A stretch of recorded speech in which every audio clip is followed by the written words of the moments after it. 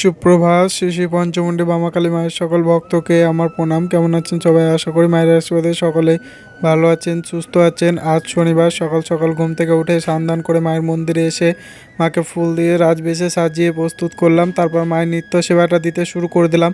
উঠেছিলাম অনেক ভোরে, কিন্তু ফুল তুলে স্নান করে মায়ের মন্দির পরিষ্কার পরিচ্ছন্ন করতে অনেকটাই বেলা হয়ে গেল।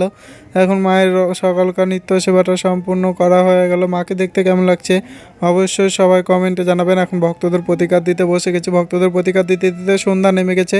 লক্ষ্মী ঘরের তুলসী থানে 10লাতে সন্ধ্যা দেওয়া হয়ে গেছে। এখন সন্ধ্যা আরতির সময়ও হয়ে গেছে। মায়ের সন্ধ্যা আরতির ভোগ তৈরি করে নিচ্ছি।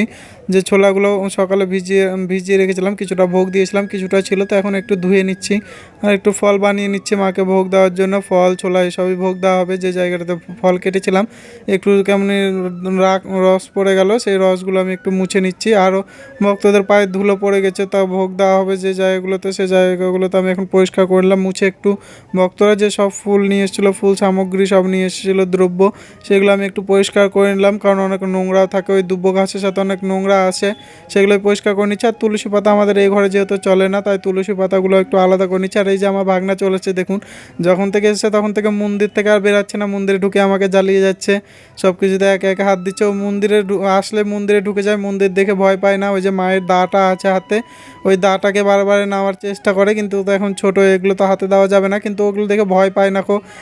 এখন মায়ের সন্ধ্যা পূজা আমি দিতে বসে গেছি সন্ধ্যা আরতির জন্য। মায়ের ভোগও সাজা হয়ে গেছে, অনেকটা দেরি হয়ে গেছে, 7টা বেজে গেছে। 7টার দিকে এখন সন্ধ্যা আরতিটা শুরু করছি, কারণ সন্ধ্যা 6টার দিকে সেরকম সন্ধ্যা লাগছে না, সূর্যদেব উঠে থাকছে। তার জন্য আমি 7টার দিকে সন্ধ্যা আরতিটা করছি। এই যে দেখুন বিচ্ছু আবার চলে এসেছে।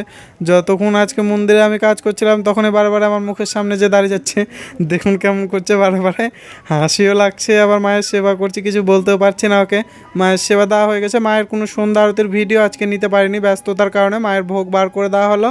এখন 8টা বাজতে চলেছে, মায়ের আবার প্রতিকার দিতে বসে যাব। ভক্তরাও চলে এসেছে। কোনো মন্দিরে আজকে সন্ধ্যা আরতির ভিডিও নিতে পারিনি, এইটুকুই ভিডিও করতে পেরেছি। আজকের জন্য এইটুকুই রইলো। দেখা হচ্ছে পরের ভিডিওতে। সবাই ভালো থাকবেন, সুস্থ থাকবেন। এখন ভক্তদের আবার প্রতিকার দিতে বসে যাব। জয় মাতারা, জয় গুরু বামদেব।